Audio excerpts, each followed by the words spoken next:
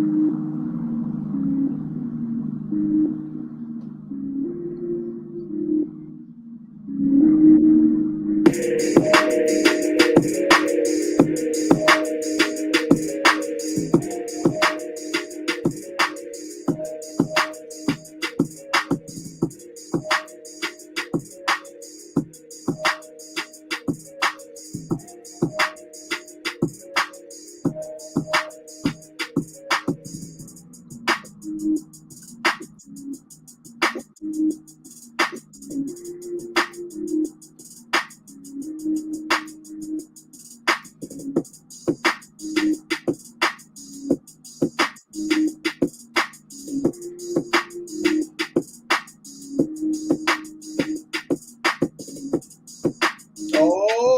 yeah.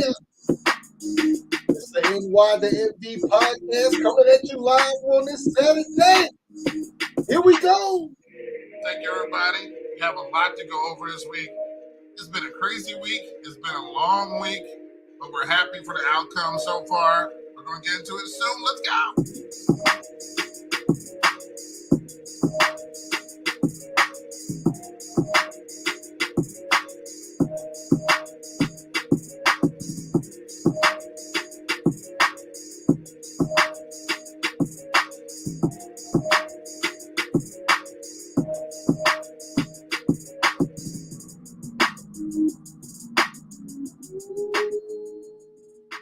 Whee! Welcome in. Drink it all in, man. The NY to MD podcast, Kevin Hurt, Brian Short, here on a non-popular 46 degrees Saturday. Of course, right when everything starts, my phone rings. So you keep talking. Well, while you take that call, Hurt, I am pleased to welcome all of our listeners and viewers into the NY to MD podcast. It is Saturday, January 7th, and we got a lot of stuff to talk about. It was this was a long week in the sports world, but ultimately it was a good one. I'm back. I'm so glad you're back, man. Woo! So glad you're back. That was an important call. Yep. Had to do the transportation of my child, so That's very important.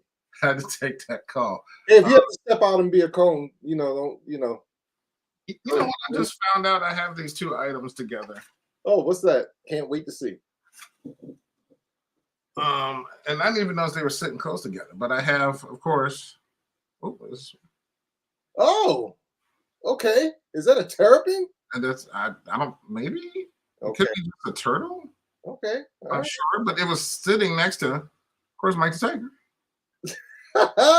Nice. I'm like, Nice. I noticed they were sitting next to each other. There's ornaments up here. Nice. And Doc and because my wife likes turtles because her name rhymes with turtle. So Yes. But Love it was funny. I was like, huh, it's almost like the podcast. it. That's awesome. So yeah, like you were saying, because I was listening for that couple of seconds. Oh, okay. Yeah. The week started off weird and crazy and intense, I would have to say, and then has come to hopefully a very, very, very happy conclusion.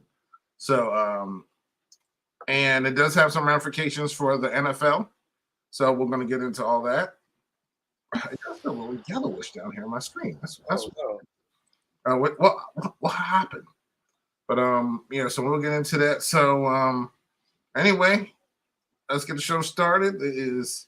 We're 4 minutes in. Man, feel a little bit disjointed after that phone call, so I apologize for that, everybody. But hey, it is what it is. It's a live show. This is how we do it here on StreamYard, YouTube. Subscribe and like. Of course, it's Facebook, IG, still on Twitter. May try to do something on someplace else. We'll let you know. Because Twitter just seems so it feels icky nowadays.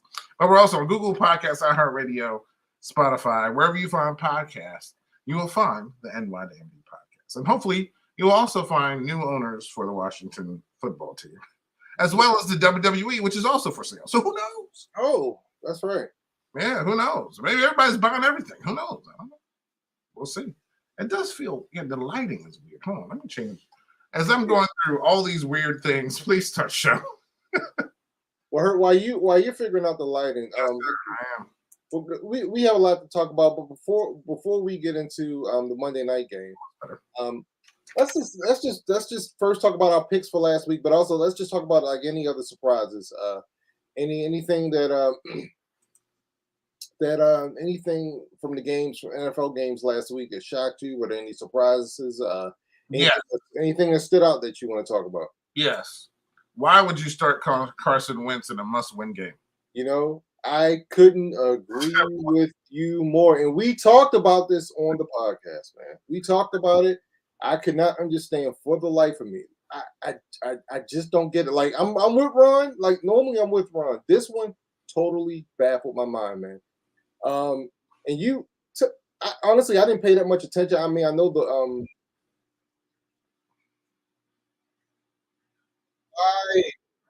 What happened? Okay. It's crazy. I have ESPN on, and they keep playing their ads, and they keep unmuting. Oh, wow. Yeah, I'm sure that's the power of Disney right there. Yeah. The power of Disney. Been doing that all morning. It just keeps unmuting. But anyway, sorry about that. Yeah. So what happened that game? Because I didn't really. I know the not the 3 turnovers. I'm like, what do you mean? What happened that game? That's what happened that game. What's your team's name? I can't think of it. The what? Washington. What was their name? All right, Commanders. Yeah. Can you tell me what happened, man? Well, they started Carson Wentz. Well, right. First of all, they introduced a new mascot. Oh gosh, dude! Which, again, I said that last week. I said I don't know why I'm picking them, because once we introduce something new for this season, i.e., uniform combinations, whatever, we're 0 for all those things this season. 0 for all of them, mind you, every single one. The first one started off with, we're wearing the battle black in Dallas. That didn't work. Then we had the all burgundy. Yeah. That didn't work. Then now we have a new mascot. Why would you introduce a mascot for the last home game of the season? Oh, no, it's not the home. No, we have a home game. You have a home game today. So, I mean, tomorrow. But why would you introduce him week 17 of the season? At least introduce him from the beginning so they can get used to the ridiculousness of what the stupid thing is in the first place. So all that being said, Carson Wentz went out and played like a ham. How about that? That's exactly what happened. 3 turnovers, 2 bad interceptions, fumble. The crowd was booing. They were chanting Tyler's name. People were just heated. I was just disgusted. I didn't think he was going to go out there and do that. It's so bad, he's not even on the roster this week. He's benched. He's not active. He's not even playing. The rookie's going to be playing tomorrow. Tyler's going to be backing him up. Tyler actually suggested that, but we'll get to that later. Ooh. But, I mean, so, yeah, eventually this team, who basically had their own destiny in their own hands, lost to not a great Browns team who really didn't do much except hand the ball off. Yeah. I mean, we think Watson was 9 of 18 for 169, but he had 3 touchdowns and we couldn't control the clock, and the turnovers were killing us. So, I mean, and then out of those 169, 105 was the Cooper, who had 3 of those receptions. So it was big plays. It was just big plays down the field, and everybody played bad. It was just a bad combination. And like you said, and I agree, I'm usually with Riverboat, but this is a gamble that did not pay off. Yeah. And as a fan of the team, it was just disturbing. But I did get a text from someone I've known for a while. Said, "Are you going to be happy with your new owners?" Now, this is some insight because he knows somebody in the Washington Post. I don't know anything. I'm just a fan. Like, what do you mean? What they should announce the next couple weeks there may be some new owners for the team. So I was like, well, until that, I'll be right outside Party City waiting. Because I'm going to go buy some stuff to party. And you may not see me the next day, but we'll see. So there's that news. So that at least made me feel a bit better. But I think that's a must-win game. And that dude hasn't played. He's been injured most of the season. And to win, like, what did he show you in the first part of the season where he won 2, lost 5 or whatever, to come back in and win this important game. This is a game Tyler could have won because we're playing an inferior team. And the inferior team, the other teams we lost to were, the Giants I still think aren't better than us, but they beat us. So what can I say? Right? So them, and I forgot who else we lost to. Philly? No, we beat Philly. We beat the Giants. We lost to the Giants, and we lost to somebody the week after. It was on. I can't remember who it was. All this goes together. But he was on a losing streak, so that's why you replaced him. But this is a game that he should have been in. So the crazy thing is that was my biggest surprise. Okay, that was your biggest surprise. Hurt? Can you just go on? Because I have to go on mute for a quick second. Yeah. So a lot of tough games last week. I'm surprised the Chiefs struggled with the Broncos. The Broncos put up a fight last week. It's like the first time I actually saw Russell Wilson look like Russell Wilson. Maybe because Sierra did like her New Year's show, so he got a little bit of from that. Not 1,000% sure. The Eagles, again, starting the great quarterback of Gardner Minshew, losing to the Saints. That wasn't anything new. It's funny how the Panthers became, as a 6-9 team, almost became a favorite to win a division that was utterly winnable. But for some reason, after they got rid of their coach, that team turned the corner. Yeah. And they played a heck of a game. They were in that game. Yeah. They were winning at halftime, 14-10. And, man, they just gave up 20 points in that fourth quarter. But I really wanted Carolina to win the division too, man, because, I want Steve Wilkes. I wanted Steve Wilkes, man, to get that job, man, So. But, doesn't mean he won't get it. Yeah. So we'll see after this season. What were you going to say before you had to go? We were talking about the Commanders.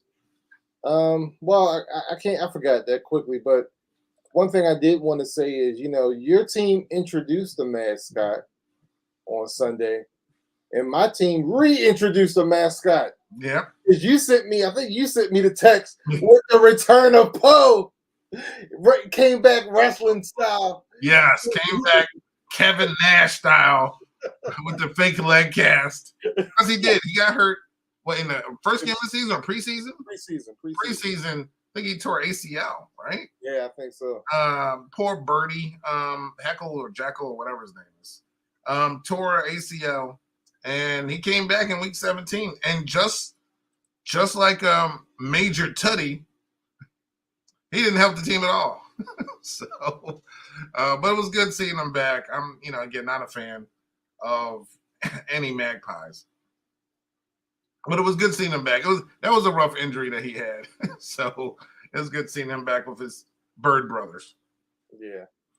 Speaking of Bird brothers, people are really upset, man, with the Ravens, man, because we lost to Pittsburgh, man, and we lost on the last second drive. I give credit to Kenny Pickett. It's funny how people want to praise Kenny Pickett. The dude was awful before that. You know what I'm saying? This is 2 weeks in a row where he hasn't really done much. But on the last drive, in the last 2 games, he's brought him the victory, and I give him credit. But look, the Ravens are without their starting quarterback. They're 2 starting wide receivers. Tyler Huntley, he's doing the best he can, but Mark Andrews was happy. He had 9 for 100. Yeah. So he was getting his stats on, but they just didn't score in the second half. Really, I think they just had a field goal in the second half, and Pittsburgh, Najee Harris had a good game, and that helped. And Pickett didn't make any real huge big mistakes, and they ended up winning that game. Yeah, that was weird, man. They ran all over us, yo. They ran all over us. That was. I think we gave up almost 200 yards. It's kind of like they flipped the script on us. Yeah. So. Yeah, that's what they had to do. So, what was our record for last week? Well, we tied. Yeah, was our first time? Is that our first time? Or? It's either our first or second. Okay. Right, so what were we? We were 10-5. Okay, that's not bad. We were 10-5. I just want to real quick, before I say anything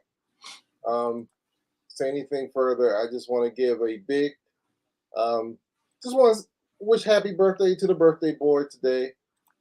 He turns 26 today, and he's been getting a lot of heck, man. Well, he's always been polarizing, but he's been NIA or MIA lately. We haven't seen him in a while, but man, I just want to give Lamar Jackson happy birthday, and I just want to show y'all what my man Jackson is doing on his birthday, because people claiming, he's not doing anything, he's doing contract holds and stuff like that. But look, man, this man on his birthday, I think I was getting knee treatment. he's in there getting treatment on his birthday. He's trying to get ready for this playoff run, man. And people think that he's just holding out. He don't want to do anything. Well, he's out there. He's trying to, you know what I'm saying? He's trying to get that knee straight, y'all.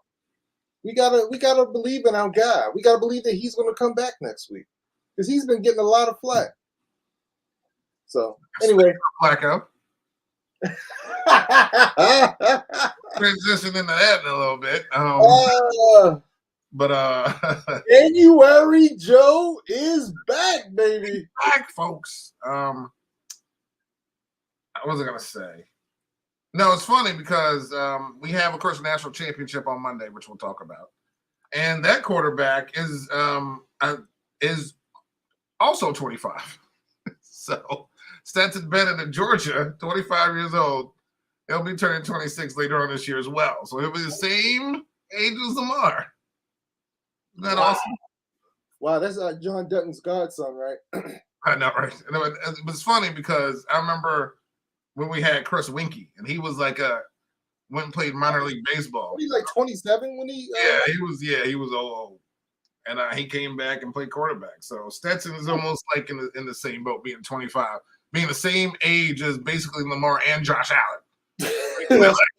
Two guys who are basically MVPs almost of the season and starting quarterbacks on like great teams. This guy is about to play for another national championship. Yeah. Oh, real quick, Herb, before we go on to Joe Flacco, I do want to say the other surprise from last week, honestly, is Minnesota.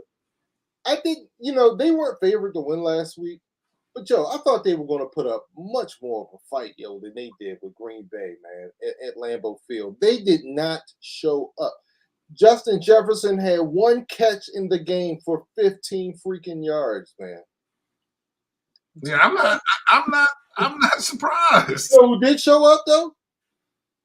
Well, everybody on the other team. No, and Kirk Cousins. Kirk Cousins showed up. That's the Kirk Cousins I know. Yeah, well, that's Kirk Cousins I know. That's the Kirk Cousins I've always seen. Everybody thinks I can't stand Kirk because he left. It's not that. It's because we didn't sign him because I almost feel like he's that kind of quarterback that can get you into the store but can't buy you anything. You know what I'm saying? Like, oh, hey, Kurt, we'll get you into, but can't get you popcorn, can't get you, can't get you soda. He ain't got no money, but he can get you in the movies for free. It's just, he's always been that way to me. And nothing, and after that, again, Green Bay's on a roll, and they were really, feeling it. It was 14-3 in the first quarter. They just poured it on after that. And it's at Lambeau. I know that, listen, the Vikings beat them early in the season. They ain't going to beat them twice in the season. And definitely not at Lambeau. So that definitely didn't surprise me. But, yeah, nice to see Kurt again. Hey, Kurt, nice seeing you. But 41-10, or whatever? 41-17, Kurt? Yeah, that's not shocking to me, honestly. Right. Okay. I was shocked. Yeah. So, okay. All right, man. So, are you ready to get into Yeah, we have to before we get into today's games and tomorrow's game. All right. But of course, the one game that we haven't mentioned yet is the Monday night game between the Bills and the Bengals. And it was in the first quarter, I believe. Yes. Where I'd say, unfortunately, it's like the second. So let me go from my point of view. Okay. Of course, it's Monday night. What am I doing when the Bengals and Bills are on?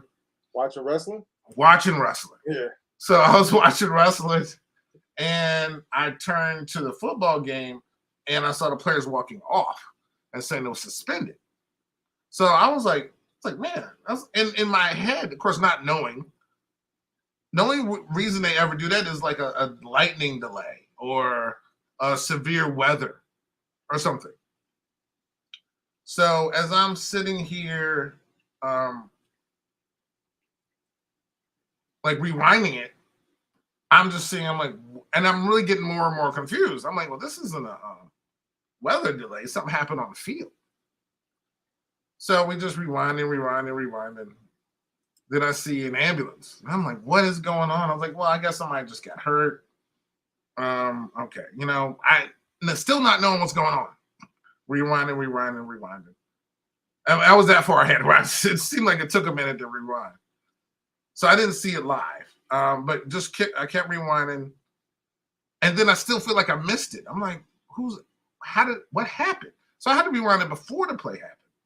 So then I finally got to the point where the play happened, but you don't really see it on camera. So then I was still kind of confused. So I had to let it play a little bit. And I'm like, oh, okay. So, of course, Damar Hamlin, safety for the Bills, when he tackled T. Higgins, the timing of it, the force of it, basically, he tackled him, and Higgins' shoulder went right into his chest. Damar got up, and then he passed out. He had a cardiac arrest on the field. They did CPR on him twice for long periods of time to revive him. And they revived him actually twice on the field, from what his uncle was telling us. So they suspended the rest of the game. They took him to the ambulance, took him to the local hospital where it was, he was, of course, in critical condition for most of the week. And then we heard some improvement. He was on 100% oxygen and went to 50%. Then just recently they took out the breathing tube. He was even able to FaceTime the team, man. And being I'm a church guy. I prayed for that dude. I really did. Yeah. They even did it. I mean, I give he gets on my nerves, Dan Orlovsky, but he actually did a live prayer on ESPN. I also give him credit for that. Yeah. And everybody bowed their head. So shout out to that dude. But that's how I was feeling. It was scary. It was that's the only thing I can say. The thing is, and unfortunately, then we talked about it on the show. It was when Christian Eriksen for Denmark, he had a cardiac event as well when he passed out, and they had to do CPR on the field for him, and he made it. So I mean, just the fast action of trainers or people there have saved lives. So it's very important. And I work at a hospital. I just never really even done it. Everybody should go get CPR training. They really do. And I'm definitely gonna go get mine. And I'm just happy he's alive. I don't care what he does the rest of his life. And shout out to everybody that donated to his foundation. His foundation went from a couple $1,000s to $8 million of donations. Like literally, maybe like 20,000 from where he started. His foundation is to help kids for Christmas and deliver toys for young people. And people donated the hell out of some donation. Yeah. Shout out to all you guys who donated. Shout out to everyone who prayed. Shout out to everything, because this young man, it was touch and go for a while, and I'm so happy that he's doing better. Yeah. So, but now, were you watching the game live when it happened? Yeah. Okay. It's funny. I was watching it live, and I think I even may have called you or text, because I was trying to get contact. I think I was trying to get contact with you, because I was freaking out. I was and I couldn't get in contact with nobody. I was freaking out. So I saw it live. So watching it live, he just makes a routine tackle. Yep. And here's the thing, though. We didn't know what was going on. I thought, because okay, before the ambulance came on the field, you didn't know what was going on because they kept going away. They kept showing players crying and stuff, but you didn't know what was going on.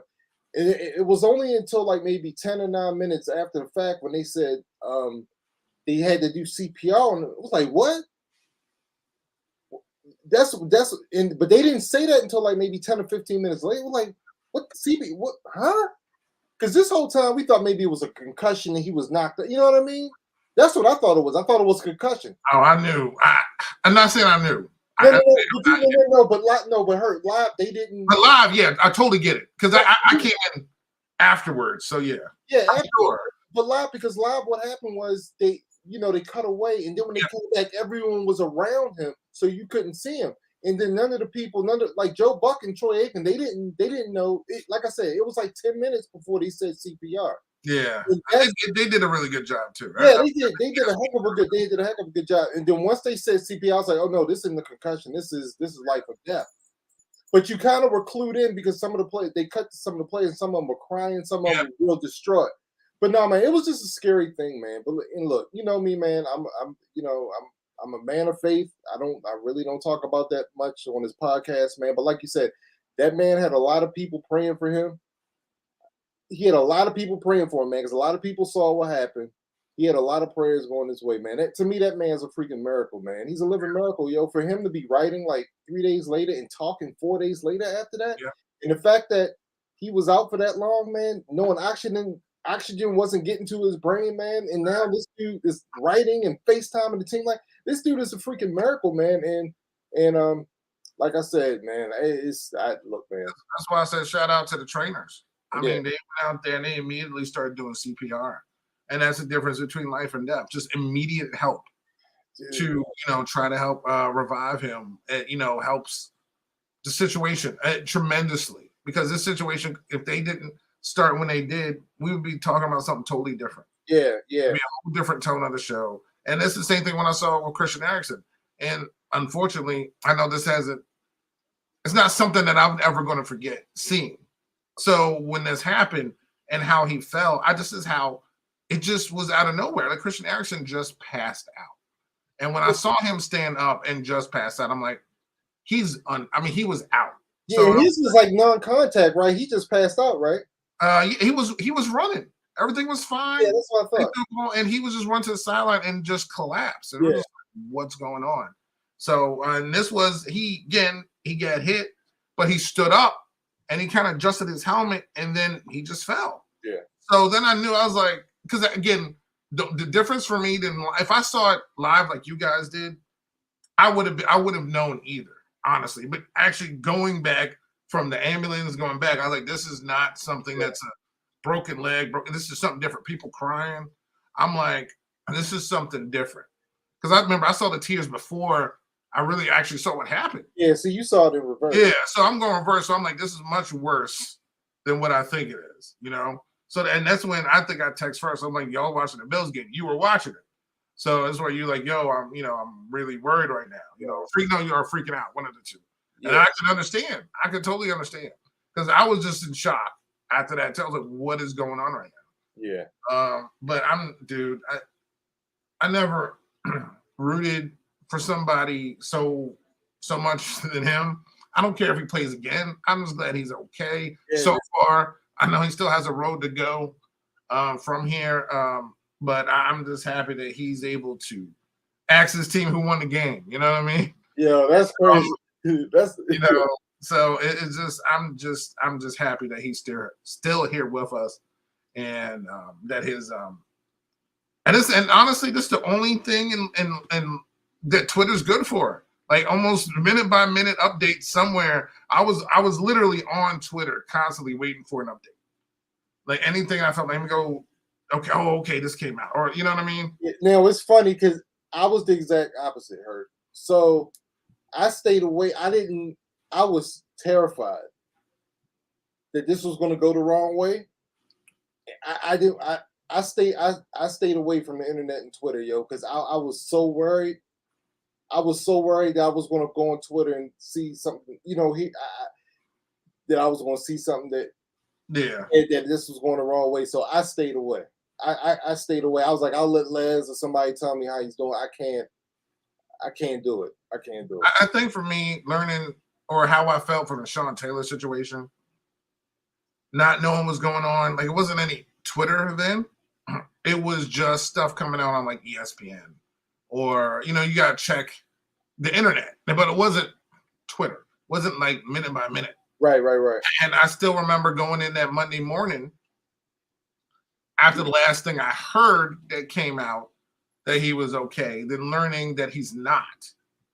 That basically it was downhill for him after that. I will never forget that feeling and that not knowing. So I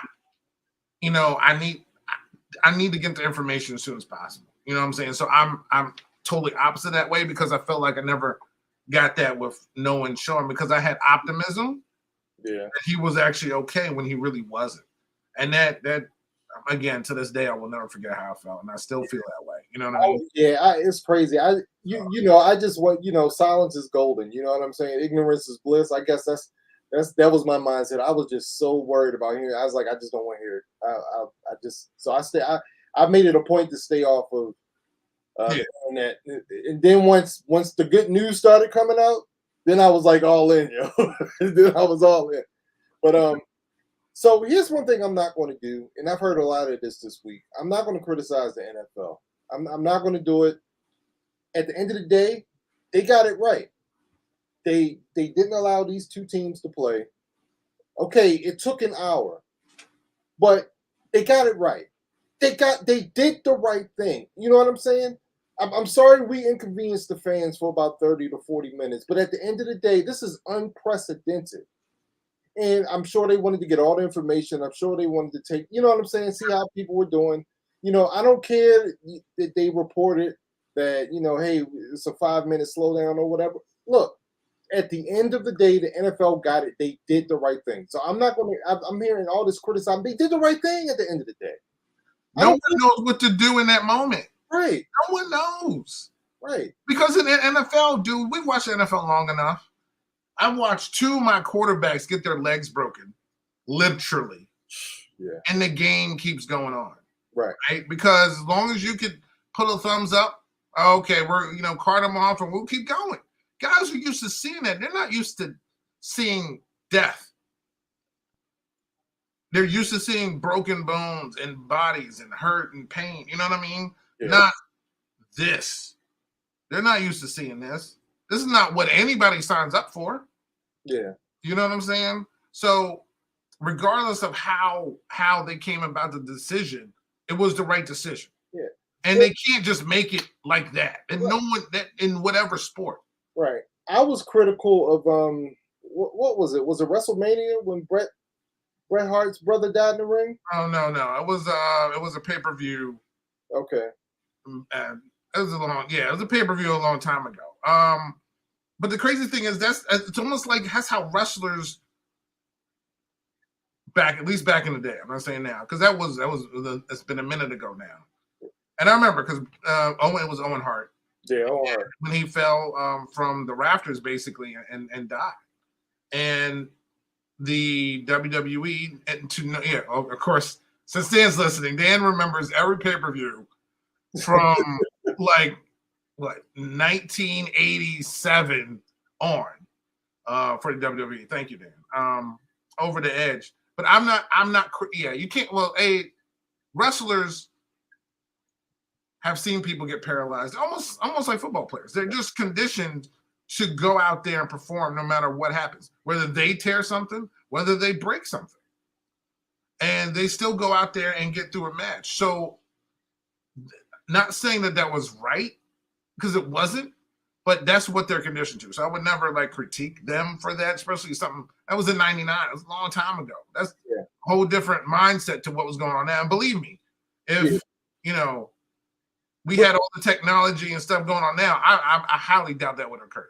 Right, but the only reason why I bring that up is because if they had pulled that and allowed them to play after witnessing that I would have been critical of. I would have lost my mind. I would have been heated, but I just think I'm not me personally. I'm not gonna criticize them for that. Honestly, I think the way that they've handled this situation so far has been good. Let me tell you something. It was absolutely the right decision for the NFL to cancel this game, period, to not resume play for this game, period.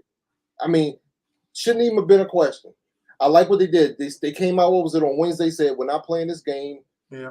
We know this is going to have repercussions for other teams. We're not playing this game. We'll figure it out. But that was absolutely the right decision. What do you think? Yeah, no, I'm 100%. It's so emotional, and then it's not going to fit in whatever schedule that you may want to try to remake. And then the game's going to still be about the situation, to be honest with you. Maybe if they play in the playoffs, it's a little bit different. Everybody would be at that point, whatever. But this game, they actually made the right decision. I know it has ramifications for your team and for a bunch of other teams, especially the Bengals, also for the Bills and Kansas City's and basically just most of the top AFC teams. Right. But, this is unprecedented. Right. I need people to understand that stuff like this does happen in sports where hey, look, subsection 5 may say if someone dies on the field, what do you do? Or if someone's this on the field, what do you do? Maybe, but maybe not. So there's a whole bunch of things that happen. I know some people are critiquing. I'm not critiquing anything that they did, honestly, because this is, again, this situation has never happened on the football field. Here. Right. The only thing that would have caused critique in my eyes, like I said, if the NFL made them continue their game. Oh, yeah, dude. I would have blasted them. Oh, dude, we would have had a podcast Tuesday morning, okay, about that decision. Yeah, but I'm just glad this game was canceled, because at the end of the day, you don't want those two teams coming back to that field where they witnessed that. You know what I'm saying? That's like you just don't do that. Now, these two teams may meet up in the playoffs a couple weeks from now. That's fine. You know what I'm saying? And more than likely, that's going to be in Buffalo. You know what I'm saying? So that's fine. They've had time to see, at least they've had a little bit of time to kind of, process everything. They noticed that as a DeMar. You know what I'm saying? So I don't have any problem with them playing later in the playoffs. But and like I said, this will be it. But I just want to say once again, they absolutely got this right. Are you ready to talk about the postseason, the new postseason rules, or did you want anything else you wanted to mention or say on No, I'm just extremely happy DeMar is doing well. Yeah. That is honestly that's the main damn thing. Yeah, I could care less about nothing else. Honestly, I'm just glad he's doing well. Yeah, but yeah, get into the rules because I really don't understand any of them. Okay, first of all, this is another thing that I really think the NFL got right. I really do. Because I was sitting here thinking all week, what is the NFL going to do to make this right? Because really what happened is, because of this game could not be played, this affected 4 teams. It affected Kansas City, Baltimore, Buffalo, and Cincinnati. So just to break down what's at stake, Kansas City is currently the number 1 seed. Buffalo is currently the number 2. Cincinnati is the 3. And Baltimore is the 6th seed. So basically, if Kansas City wins today, and there is a game today, if they win, they clinch the number 1 seed because this game's been canceled. Now, if they lose today and Buffalo wins, Buffalo will get the number 1 seed. All right. Now, the reason why this affects Cincinnati is because if Buffalo loses and Cincinnati wins, they will essentially, I believe they will essentially be tied. And I believe Cincinnati could overtake them and get the 2 if they win and Buffalo loses. How this affects Baltimore is Baltimore actually had a chance to become the number 3 seed, and if they would have beaten Cincinnati, and if the Bills had lost, if the Bills had beaten Cincinnati on Monday, so Baltimore could have become the 3 seed. So essentially what's going to happen is, the way they did this is they tried to make this as equitable and as fair as possible. And I think the NFL did a great job. They said, Cincinnati and Buffalo, essentially, instead of 17 games, they have 16 games. We're going to go by winning percentage, right? But because Buffalo, and because these 3 teams had a chance for like the number 2 and number 3 seeds, if they have to face each other in the playoffs, there's going to be neutral sites.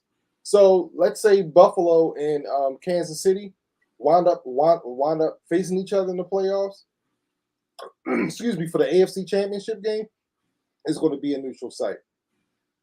Now, here's the tricky thing. Here's the thing that people have been critical of, but to me, this seems completely fair to me.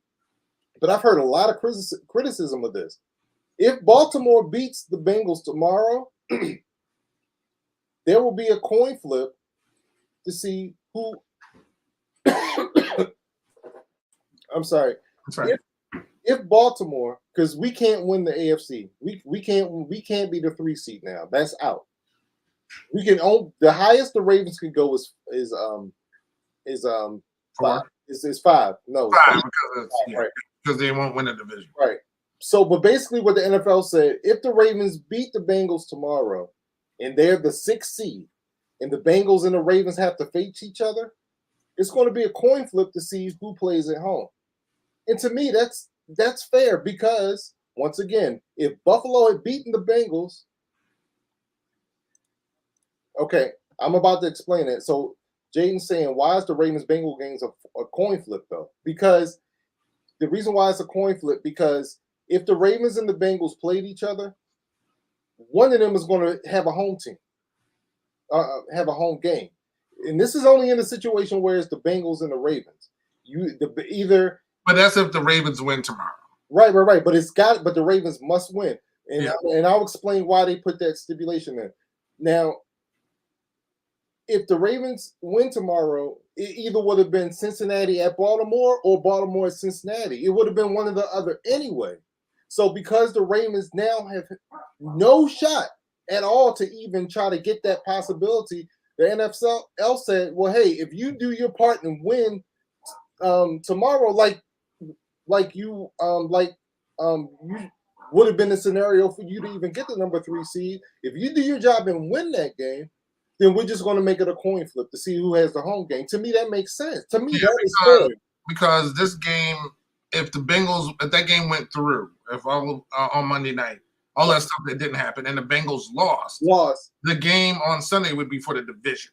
Right. And if the Ravens won, they would be the 3 seed. So to me, that makes perfect sense. That's fair. Because but that's only stipulated that the Ravens win. If the Ravens lose, they're probably going to wind up playing the Bengals. But at that point, they don't deserve the home game. Yeah. If they had lost, that would have made the loss to Buffalo moot. You see what I'm saying? So to me, it's fair. But what I'm hearing people saying, so the Ravens get a coin flip because they beat the Bengals twice. No, that's not it. Them beating the Bengals twice has nothing to do with it. It's just the scenario that if Baltimore would have had to beat the Bengals anyway to get that number 3 seed. So yes, the Chargers have to The Chargers have to win because if the Chargers lose and Baltimore wins, then Baltimore becomes the 5th seed, and we're going to either Tennessee or Jacksonville. So the Chargers have right now. Baltimore is the 6th seed because we lost to Pittsburgh last week. So the Chargers have to win, and Baltimore has to win in order for it to be a 3-6 situation. Look at Jaden coming in there but also good job, Jaden. So but I don't want to hear about how unfair this is, and this was a stretch because there's nothing wrong with any of this. Yeah, to me that is the most fair way to do it. That made reading it. I was maybe because it's the AFC and I could care less honestly about the AFC, but reading it, I was like, I don't know what this means. Somebody needs to just talk me through it, and because none of it involves my team, because my team's not going to be anywhere, so it doesn't matter. Yeah. But also, it's AFC. Yeah, and it makes sense. It makes sense. Yeah, to me, it makes perfect sense. And it was funny because when I was going through these scenarios in my head, like, what can they do? I thought what they were going to do, I thought they were going to just make it a tie. I thought they were going to make. That's what I was thinking as well. Honestly, I thought they were going to make it a tie. Yeah, that's what I thought they were going to do. But to me, this is fair. This is fair because, and I like the neutral site thing for the number 1 seeds too, because Buffalo could have. You just don't know. Buffalo could have been the number 1 seed. Yeah, of course. But now they have to automatically give it to. Well, not automatically give it to Kansas City because Kansas City still got to win. They still got to win. Yeah, but they have a great. But Kansas City is at a much better advantage now. You know what I'm saying? So, but I think the NFL got it right. So I'm going to actually commend Goodell. I'm going to commend the NFL. I'm going to commend the Players Association, the Bills medical staff. Cincinnati, the Cincinnati hospital staff. I mean, look, everybody in something that was so unprecedented. I think everybody involved did an excellent job. I thought they really took everyone's all the factors in consideration. More importantly, they really took DeMar's situation. They handled his situation great. Yeah, I really think they went out of their way to really look at all sides, all factors to really, just make sure the situation gets handled. Yeah, and it's not one side. Right. I know the Bengals weren't happy with what was going on. I think their ownership and everybody. Whoa, this is news to me. What, they weren't happy about what? The only thing I read this morning is that the coaching staff and the general manager, whatever, for the Bengals didn't like how all the scenarios worked, I guess, against them in a way. I again, and not really understanding it, I really didn't understand where they were coming from, to be honest. I'm trying to find it now. Hold on one second. Okay. I heard that they weren't completely happy. But see, with it. Let me. But see, here's the thing. Okay, but you know what? Cincinnati is probably the most screwed team, but you know what? They were the most ambiguous team because they're the 3. You know what I'm saying? Mm-hmm. It's too tight between Kansas City and Buffalo. They're the 1 and the 2 right now. Cincinnati is the 3. Cincinnati could go from a 3 to a 5. So it said the plan changes were made Friday over the apparent objection of the Bengals. And coach said that he felt it was at a disadvantage by the proposal. So they were the only team really to have an issue with it. Yeah, I get it. I get it because they have more to lose in a way. I mean, but if they win tomorrow, then they're fine. Right. All they have to do is beat us tomorrow. If you win tomorrow, you're okay. Which they're going to do, by the way. Well, we're not wait. Well, we're not there yet. So let's go there. Yeah, let's go. I was about to say, let's do our picks, man. All right. So we have 2 games today, as a matter of fact. Speaking of number 1 seeds, a number 1 seed can be sewn up in the turbulent AFC. The Kansas City Chiefs, 4:30 p.m. on ESPN, ABC, and ESPN Plus. Tickets going for $131 at Allegiant Stadium. Take on the Raiders. And if you're doing any bets, Dan, not Jaden, obviously, but Dan, if you're doing any bets, let us know. We got Kansas City. Dan, if you're still on, I got a doozy for you, man. I hope he's still there. Chiefs, Raiders, who you got? Chiefs, man. Chiefs got to win this game. I know. Jarrett Stidham played good last week, but nah. Kansas City has to win this game. They're going to play hard. I'm going Chiefs. Oh, and by the way, don't pay any mind to this. Don't listen to the narrative. Oh, the Chiefs. Oh, Houston almost beat them. Oh, Denver almost beat them. Don't pay that no mind. Chiefs gonna take care of business today. Chiefs. I got the Chiefs. Did you want to tell Dan what the bet was, or? Well, I want to do our picks first. Oh, okay. Cool. All right. At 8:00 tonight for the AFC Southern Division, or the AFC South as they call it. Titans on the road, 64 degrees in wonderful, beautiful Duval County. They're in Jacksonville against the Jaguars. The winner takes the division. The winner gets into the playoffs. Jacksonville, a 6.5-point favorite. Tickets as low as $127 in Jacksonville. That's like a month's salary, folks. Wow. Who you got? Jaguars, Titans. All right. So I think this game is going to be a lot closer than people think. Jacksonville is playing at home. Jacksonville is hot. But I got a sneaky suspicion that this is going to be a lot closer. I think this game is going to come down to the fourth quarter. Tennessee rested a lot of their players this week in anticipation of this game. I know Tannehill's not there. I know Malik Willis isn't ready. But Joshua Dobbs played a heck of a game last week. I think it's going to be close. I do think Jacksonville is going to come out on top. But I believe that this game won't be decided until the fourth quarter. I think it's going to be a close game up until the fourth quarter. Listen, I believe in Jacksonville. I know Henry's healthy. He's going to be a factor in this game. But if it comes down to quarterback, and Jaguars got it. And I just think they're believing that at home. Those fans, as quiet as they usually are going to be ready for this game. I'm actually excited for this game. I think this is Trevor Lawrence's coming out party. I don't think the Titans have won in 3, 4, 5, 6 weeks. Like they haven't won anything. And I think that spiral continues. I think Jaguars win tonight. Again, they're up by the 6.5. I think it's gonna be closer than that. But I take Jacksonville to win. It's a big game, though. It's a big game, but I think they'll.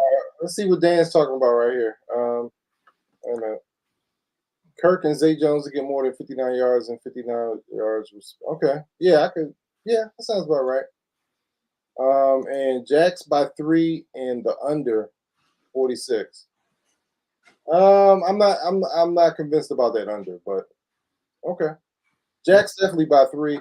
I think it could go over that 46. Jacksonville's defense is not that great. No, they're not the greatest. And then listen, with Henry, it's going to be a Henry heavy offense, obviously. So we'll see how it works out. What's next? So is Dobbs starting or is Malik? Dobbs is starting. Okay. Yeah, they're not starting Malik. He's not ready for prime time yet, man. It's funny. Dobbs, they just picked him up, and he's more ready for prime time because he could throw a little bit better. Yeah. All right. We have 1 p.m. They're already in the playoffs, but I mean, we're going to pick the game anyway. Bucks Falcons. The Buccaneers saying they're going to be playing their starters. Who you got? Where's this game being played? I'm sorry.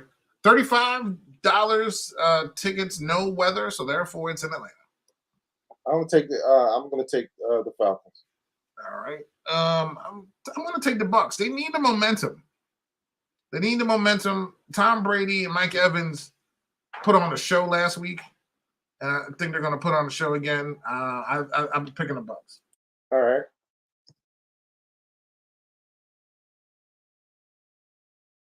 All right, start with the next one. Hold on 1 second. I'll be right back. All right. Yeah, I just think Tom and his crew don't really have a lot to play for. I think Atlanta wants to end the season off strong. Yeah, that's essentially why. I mean, look, everything should tell you the Tampa should win this, but I do think Atlanta has a lot of fight in them. They may not be very good, but they have a lot of fight in them. I mean, it's a divisional game, which you can never overlook the fact that these games are divisional games and that these teams face each other twice a year. So I think Atlanta's going to put up a fight. I just think Tampa doesn't really have a whole lot to play for, and that's essentially why I am picking the Atlanta Falcons. But hey, what do I know? I could be wrong. While we wait for Hurt, I just want to say I have a couple. If you want to throw some money down, I have a couple bets that I really think you can make some money on today. So I'm waiting for her to get back, and here he is. So yes, I agree. Thank you. For once, I don't know what you said though. What happened? Where we at? I was just going over the Atlanta Tampa Bay game in a little bit more detail. Bucks. All right, this is a big game here. It has Dolphin playoffs implications. Pats traveling up to Orchard Park. It's going to be an emotional scene, I'm sure, up there in Buffalo. 35 degrees. Tickets as low as $133. Bills, of course, playing for the first time since Monday. Playing at home. Patriots, if they win, they're in. Of course, the Bills still trying to go for that number 1 seed. Bills, Patriots, who you got? All I'm going to say is this. I wouldn't want to be New England tomorrow. That's all I'm saying. I don't think they have a shot. So I was speaking to Dan yesterday, and I said, if you put the 86 Bears in this game, or 85 49ers in this game against the Bills, I still think the Bills will win by 20. I think they're going to be raring to go. They're raring to go. Especially when they put the Mars message on the Jumbotron. Or just seeing DeMar talk, or that he's watching the game, or anything with DeMar. Look, I'm jazzed up. I don't know why. I'm jazzed. I just would not want to be New England. He's okay, but New England, sorry. Yeah, this is no Patriot Act. No, tomorrow. I got the Bills.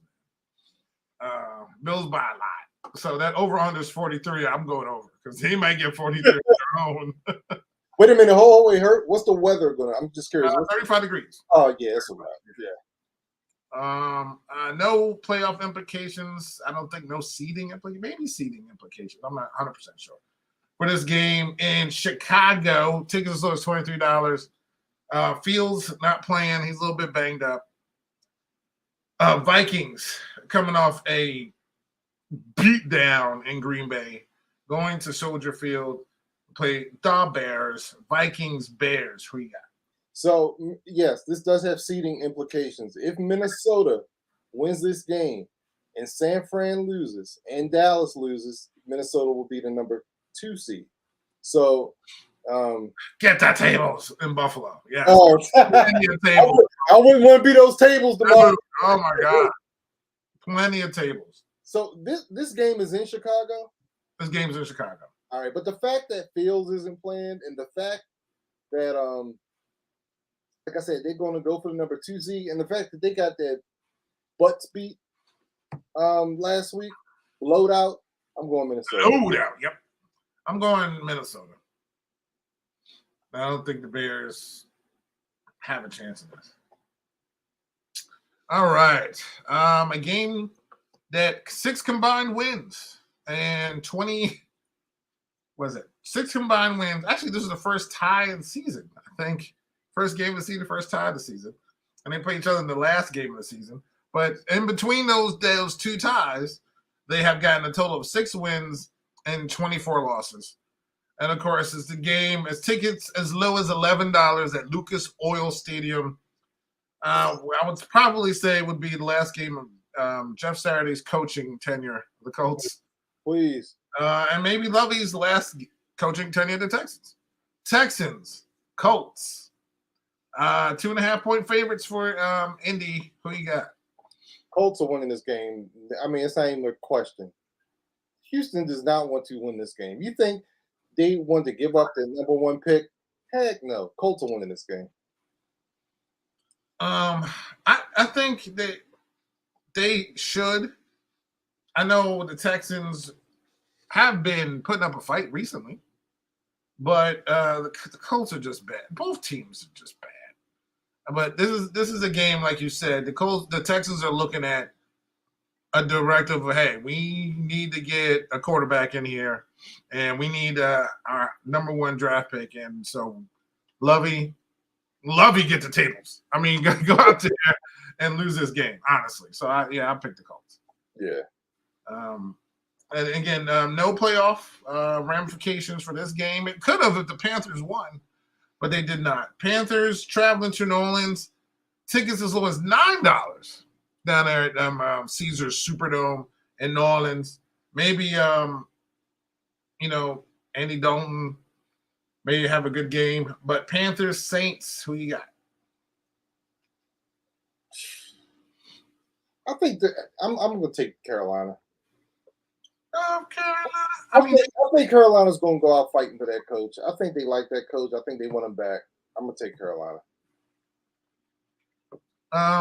They're 1-6 away, Carolina, but they've had the momentum and they put up a huge fight last week. And like you said, they're trending more upwards than the Saints. I don't even know how the Saints are 7-9, which seems weird to me. Like, so they should be considered a better team, but I'm going to pick Carolina for this one too. Okay. 1 p.m. Old rivalry there at Acrisure Stadium. 41 degrees. Tickets as low as $71. Steelers. If they win, Tomlin will have another winning season at Pittsburgh because he's never had a losing one. If they lose, it would be his first losing season as head coach since George Washington became president. Because as we know, there's been less Steeler coaches than there have been popes, honestly. So,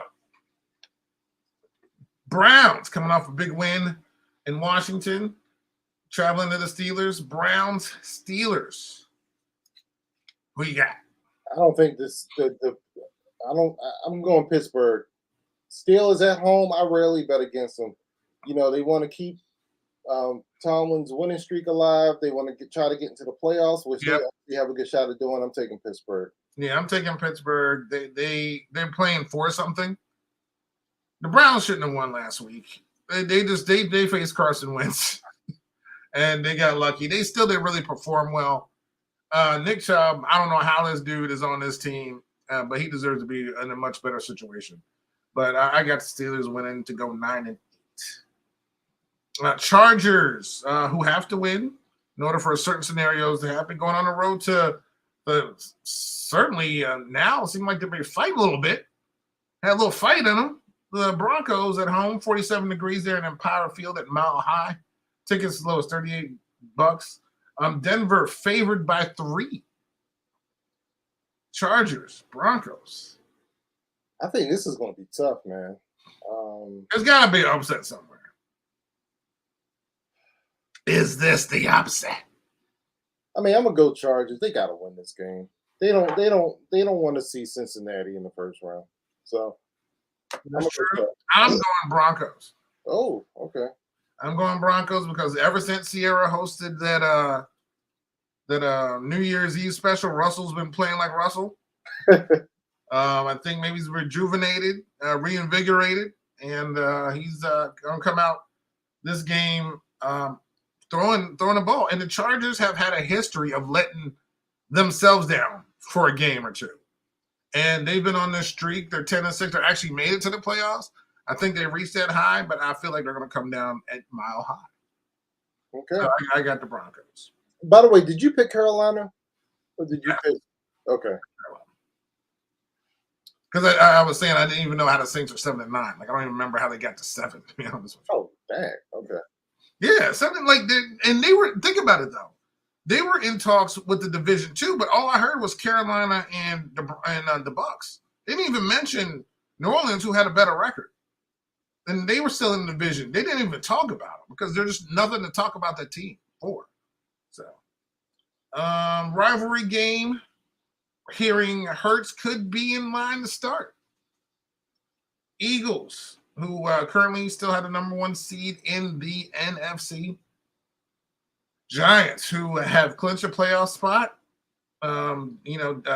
Daniel Jones looking good. On the road, Philadelphia, 43 degrees. Tickets as low as $64. Giants, Eagles, NFC beast matchup. Who you got? Giants are resting a lot of people this game. They already clinched their spot, like you said. I am taking the Eagles. I think this is pretty easy. And Jalen Hurts, hopefully he plays because they need him back healthy. The Eagles need this game. I think they'll win this game. I think that like you said, the Giants are they're a surprise team to make it. I think they just want to go into the first game, playoff game healthy because they're, of course, a wild card team. So I'm picking the Eagles. Okay. 425, a number 1 seed matchup as well. If the Eagles lose, the 49ers could get into that number 1 seed. 56 degrees in Southern California. Levi Stadium playing the Cardinals. $64, 56 degrees, $64 for tickets. This is a huge line. 49ers by 14.5. That's like one of the biggest lines of the season, honestly. It's rare that they pick a team with over 2 touchdowns. Even though they have Philly. Actually, you know what? I lied. Philly's up by 2 touchdowns because they know the Giants are resting everybody. Like, they must have, like, Chris Sims at quarterback. Not Phil, but Chris. Who, by the way, don't like Chris. Don't like Chris at all. Oh, really? He's terrible. I don't even know why I don't like him on TV. I didn't like him as a quarterback. I didn't like him in Texas. I actually like Chris Sims. I think he does a good job. So, hold on. What was we got Jaden had a little question here. There's been a controversial topic recently, but Jimmy G could come back around the divisional championship game. So would you bench Purdy for Jimmy G in the playoffs? The answer for me is no. It's Purdy's team.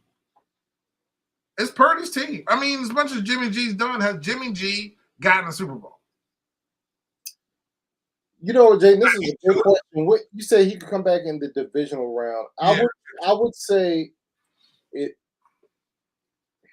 I would say it all depends on how Brock does in the first round. I think I might go with Brock until he gives me a reason not to. If he's having the bad first half, I might switch to Garoppolo. But that's a good question, man. I mean, at the end of the day, Jimmy G has playoff experience. You know what I'm saying? So I don't care. He ain't won nothing. he's gotten you to a Super Bowl. He's gotten you to one, but he didn't win one. I mean, so what if this guy has this team rolling? This team's rolling right now, right? Why would you stop that momentum? Like I just gave you a reason. If he comes out in the divisional round and plays a really bad first half, maybe you might want to go. Okay, so you're starting him though. Yeah. Okay, so that's the whole thing. So it depends on his performance. I'm starting him no matter what, is what I'm saying. Okay. But yes, of course, that's a given. If he's messing up during the game, you put Jimmy G in. What the whole thing is, are you going to start Jimmy G over him? And I'm thinking, if Purdy's got you to this point, why would you? It's like the whole Tom Brady, what's that guy's, Drew Bledsoe. Bledsoe got him to that record until he got blasted in that Jets game. And then Tom comes back. Tom gets injured. I think Drew Bledsoe got him to the playoffs. And then Tom comes back, and then they win the Super Bowl. So, and, Tom didn't have the experience that Drew Bledsoe had. Drew Bledsoe's been to a Super Bowl. I care less. Brock Purdy's the guy until he can't be the guy. He's the dude being the dude who's going to carry the dude. That's who Brock Purdy's going to be. All right. So we go from that game that means something to this game that kind of means something. Seahawks, I think, are still mathematically alive. 8-8 at home. 4-4 at 8-8 at home. Wow. Can't beat that 4-4 at home, which means they're 4-4 on the road. So this is the tiebreaker here at home. 4-4 at home against the Rams. Of course, Rams beat up team. Tickets as low as 55, 45 degrees, maybe a tad bit of rain there up in Seattle, Washington. Seattle, Rams, who you got? This is in Seattle? It's in Seattle. I'm going to go Seattle. Sometimes I don't think you hear when I say they're in Seattle. You're like, is it in Seattle? Yes, I just said it's in Seattle. I'm going to go with the fish market. Let's go Seattle. Okay. No, I'm trying to multitask. No, I know. It happens. We'll do the 8:20 game, and then we'll come back. So 8:20 Lions. Still alive, of course. About 8-8 NFC team still alive. Still alive. 30 degrees, the only game below freezing for today. Facing a team that's been trending upwards lately, and who had a guy that said RELAX, and so far it's been working. Packers win, they're in. I think if the Lions win, and I don't know about Seattle, something, I don't know, one of those things. But Packers win, they're in. That's the easiest scenario. Okay. 4.5. Tickets as low as $97 in the frozen tundra of Lambeau Field. Lions, Packers, NFC North rivalry. This is why I love rivalry games at the end of the season. Yeah. Welcome, everybody. It's not really a rivalry, though. I mean, it's divisional game, but I don't know if I'm going to call it a rivalry. It's still in the division. No, okay? I know. Packers, Cardinals in the last game of the season. You know what I'm saying? Right. So, Lions, Packers, who you got? I'm taking Green Bay. I don't think I think that game where Detroit got blown out. It wasn't last week. It was a week before. It was Carolina. I guess Carolina showed me that they still aren't there yet. Green Bay is just on a course. I think they're just on a course, and they're going to be dangerous. And if the Lions win, it'd be a big surprise to me. And even though the Lions did beat them earlier in the season, I'm picking the Packers.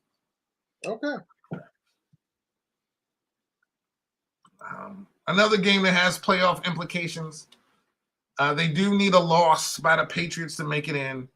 Dolphins are at home, 5-2 at home, 8-8. 73 degrees, nice and sunny down there in Miami Gardens at Hard Rock Stadium. A wonderful, beautiful place to watch football. Only, I guess, when the Dolphins are playing, not when that college team is there. Tickets as low as $79. Miami 3-point favorites hosting your boy, January Joe Flacco, who's facing a rookie tomorrow in Skyler Flacco. Who you got? Jets, Dolphins. This is a rivalry game. Yeah, you know who I'm going to pick. Look at me. It's a rivalry game. Who you got? Yeah, I'm picking the Dolphins because, of course, I picked the Dolphins to go to the Super Bowl. I do not believe destiny. Yeah. I don't know if it's any longer a possibility, but even that aside, I truly believe the Dolphins will win this game. Here's what scares me, though. Jets defense, Joe Flacco. Yes, I'm saying Joe Flacco because I don't know what it is. But Joe knows how to play. Something in the waters of Delaware. Whenever the calendar turns hurt and you see Joe Flacco playing in January, watch out. But I like the Dolphins, and I'm not so much concerned about Skylar Thompson. I mean, I am concerned about him with that Jets defense, but I like the fact that they're playing at home. And I like the fact that they're playing for this playoff spot. I mean, all they have to do is win because Buffalo is not losing to New England. It's not. No, they're not. I think that's. And also, I don't want to see. I really don't want to see Pittsburgh make the playoffs. So Dolphins, please beat the Jets, please. Anyway, I'm going Dolphins. All right. Well, so there's certain parts of my life where the NY of me comes out. I can't help it. I can't control it. Somehow this game, regardless of what just came across, they're missing 3 offensive starters on the line, which isn't good because there's a Statue of Liberty back there named Joe Flacco. But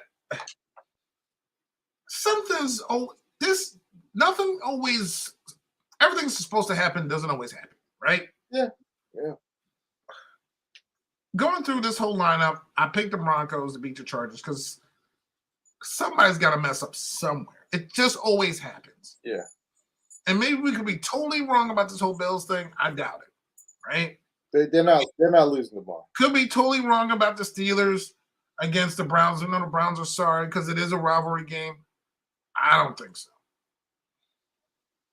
The Dolphins have 2 of the best weapons in football.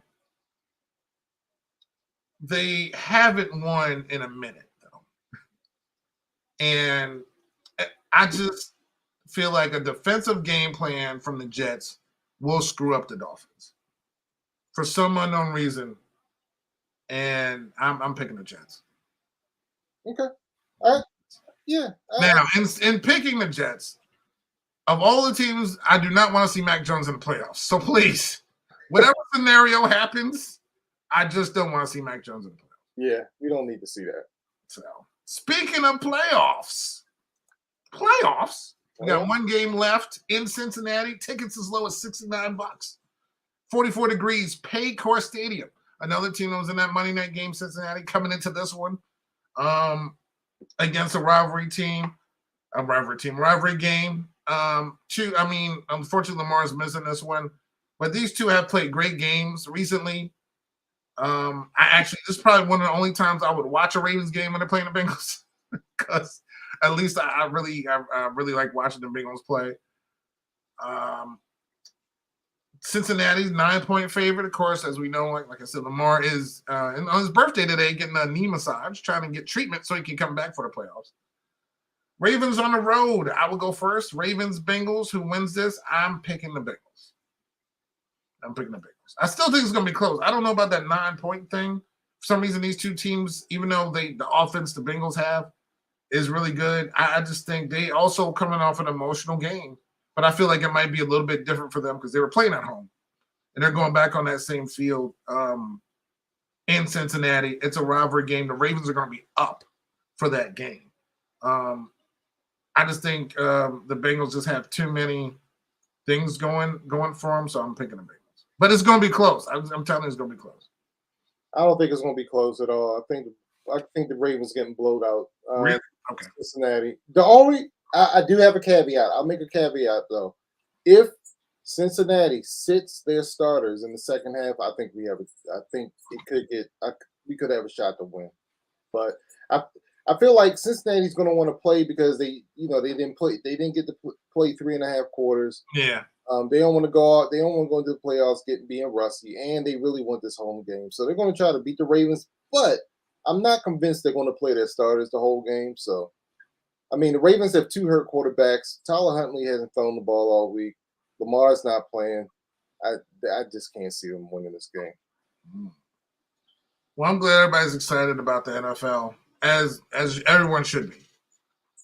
Yeah. But my sport has a championship game on Monday. And let me tell you about how that championship game happened.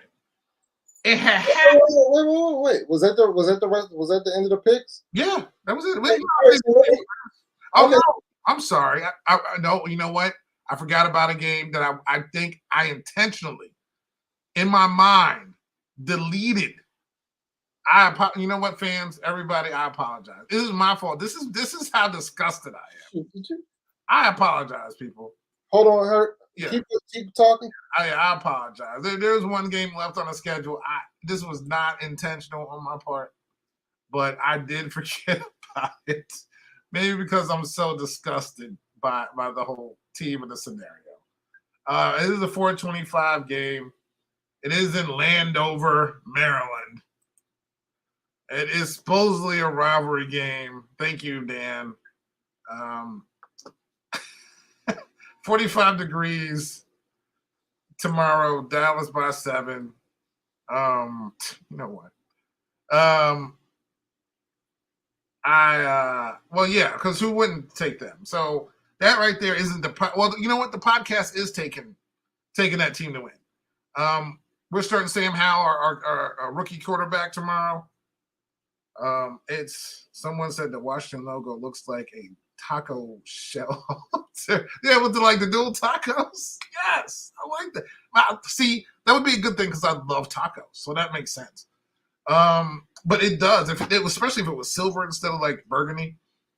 But Sam Howell's a rookie. He's starting in this rivalry game.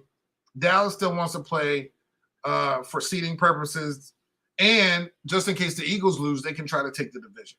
So Dallas is going to be in this game. They won't have any trouble winning this game. They really won't. This is rivalry right now, only on paper. The Washington's not fully healthy, starting a rookie quarterback. Dallas is going to win this game easily. All their fans are going to be there. It's going to be disgusting. Like I said, tickets as low as $63. You got Cowboys, and we all got Cowboys. Okay, yeah.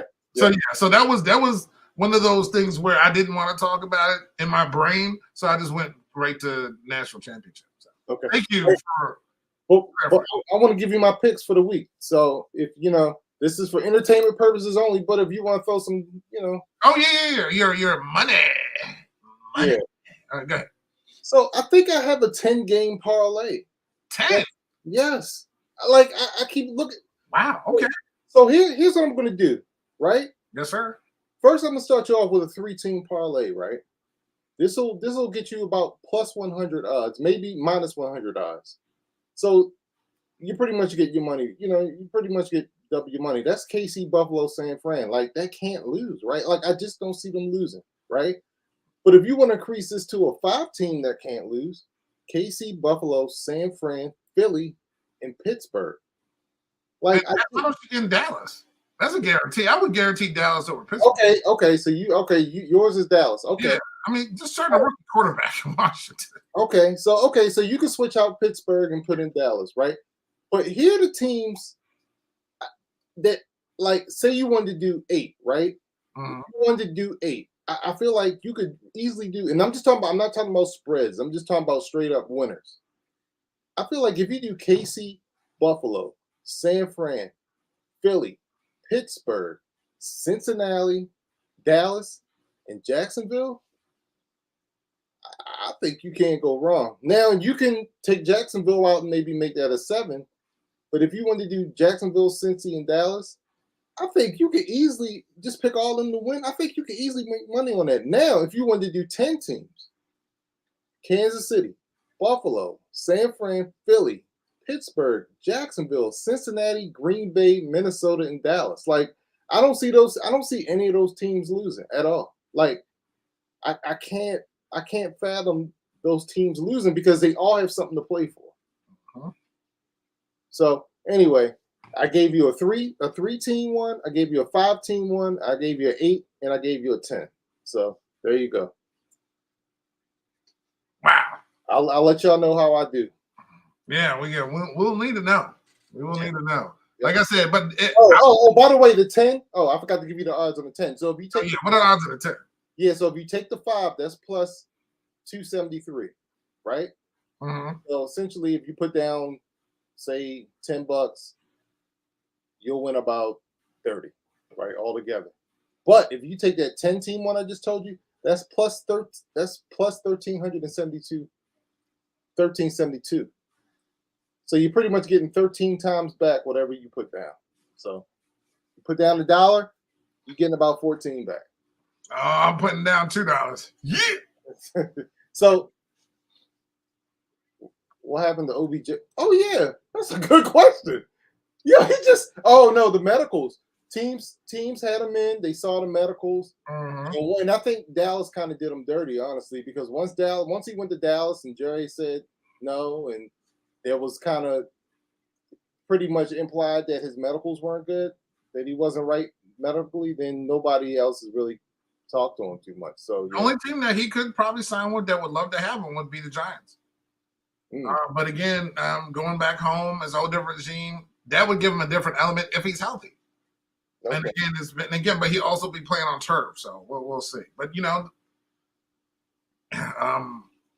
might be able to sign sometime in the playoffs if there. But if he would be perfect actually for the Giants. So okay. All right, man. Well, we only got one more game to talk about, and then we can. Yes, because we're a little bit over here, but of course we would be. There's a lot happening this week. Yeah. But we didn't get to talk about. All right, college football is my thing. Again, this game should be the night and not Monday. Don't like it. I don't care about the NFL having games on Saturdays. The national championship for college football should be on Saturdays. That's an argument I'm going to go down with. I don't get. Listen, it's one thing I don't like because these 12 stupid teams will be in the playoffs in a couple of years. National championship college football should be on Saturday. Anyway, last week, buddy, some good games last week. We had some upsets. We had some comebacks. The Big Ten just fell flat on their face, except for the Rose Bowl. Good job, Penn State, redeeming the Big Ten. So in Maryland, winning the Mayo Bowl. But the Big Ten, 2 teams in the Final Four. Neither one will get the job done. I'm going to start with the latter game, which was Ohio State, Georgia. Man, that was a game. That was a good game. Georgia was, the favorite coming in. I feel like Ohio State controlled that game, though. I feel like Ohio State could have won and taken that game and gone on to the national championship, but it didn't happen. They did have a field goal to win it, and they missed, unfortunately, in the last seconds of the game, the very last seconds of the game, to lose it. So Georgia's walking back into another national championship game, and they could repeat.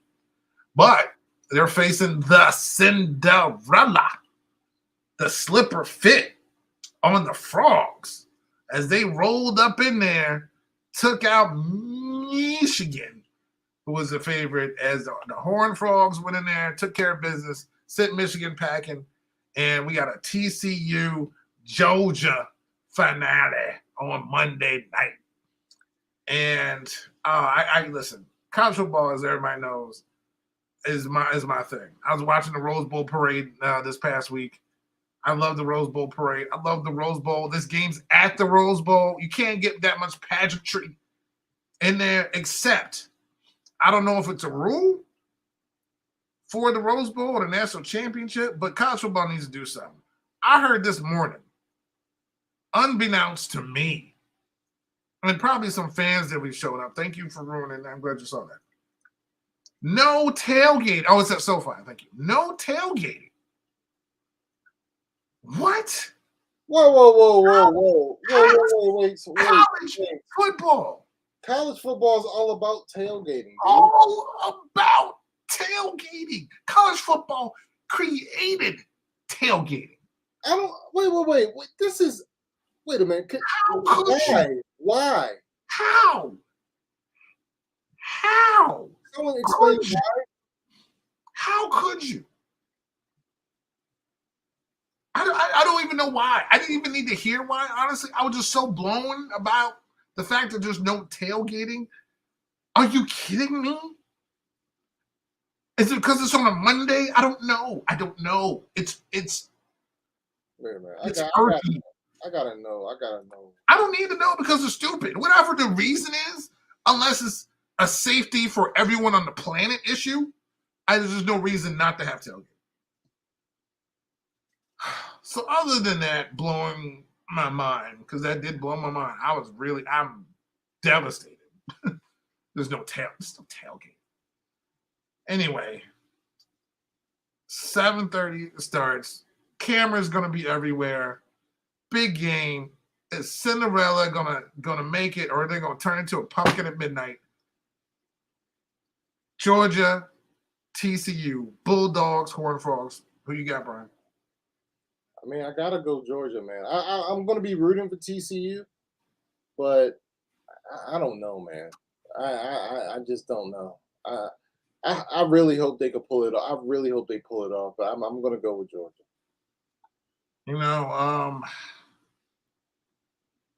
I think if you put a Bulldog against a Horned Frog, the Horned Frog can fend for itself. It really can. Because it splits blood out of its eye. Could definitely get away. Now, it can't do nothing to physically hurt, but it can go in there and do some things.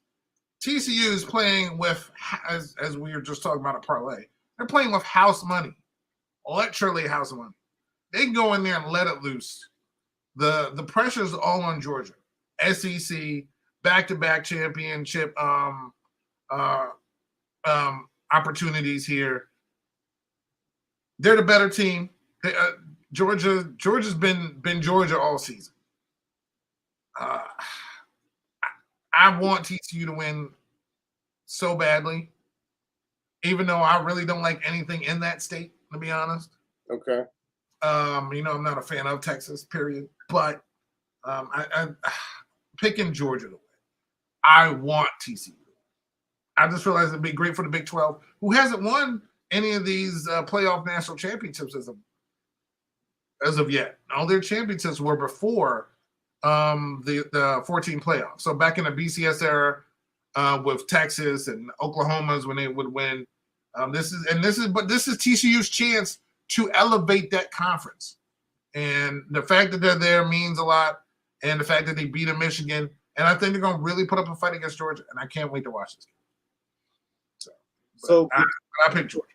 Okay. So real quick, Bill Hancock, the executive director of college football playoffs, said that the fans going to the game are allowed to bring coolers to their designated parking lots to enjoy the pregame at SoFi Stadium. However, fans are not allowed to set up tents and grills in the driving lanes or parking spaces due to the fact that there is limited on-site parking. There you go. Well, it is in Los Angeles, I guess, but they don't have it there. Sorry, why have it at SoFi? I really thought it was at the Rose Bowl, but I saw pictures of the Rose Bowl, so have it at the Rose Bowl. And even though I don't like this guy, I gotta admit it was kind of cool what he did. But Governor Kemp in Georgia came out and said, Californians may not know this, but tailgating is a great tradition in the South when it comes to college football. And in 2025, when we get the championship game, we will allow tailgating. Well, first of all, he just needs to shut up. That's number one. Number two, it's a tradition in college football, period. not just a Southern thing. Yeah. They tailgate in Ohio. They tailgate in Michigan. They tailgate at Boise. I know. They tailgate at Washington. So just I know, but it was a nice shot that he tried to take at Cal. Yeah, well, you know what? Let's go TCU. All right. That right there. Yeah. That right there. That just makes me want to shut him up. Yeah. So right. yeah, but that's all we got today. Right. It's all football. Next week we might have more sports, but yeah. Right now it's all football. So you got any last things to lay down some knowledge for some people? A 30-team parlay or anything? No. That's all. I'm not. It's funny as I'm looking at those picks. I was like, wow, like these teams. I don't know. I'm just looking at them like they gotta win, right? But it is what it is. But anyway, no, I mean, I have nothing. I have nothing else to add to the show, man. It was a good show. I'm glad we got a chance to talk about these things. Yeah. But no, man. Look, let's just have fun, man. Let's just enjoy the football this today and tomorrow and Monday, man. It's a football weekend, man. So let's enjoy it and see what happens. Yeah. So thank you everybody for tuning in. Thank you everybody for your patience with little issues that we had here, computer wise, other things wise, some things we couldn't control. So thank you everybody for your patience. Streaming on YouTube, please subscribe and like, leave some comments. Thank you for Jaden and Dan, of course, for being loyal listeners. Definitely appreciate your input on the shows. Of course, we're on Facebook, IG, Twitter, as well as Google Podcasts, iHeartRadio, Spreaker, and Stitcher apps. Wherever you find podcasts, you will find NYMD Podcast. Thank you, everybody. Have a great week, and we'll see you next week. Taco stand. It's like a taco stand. That was like a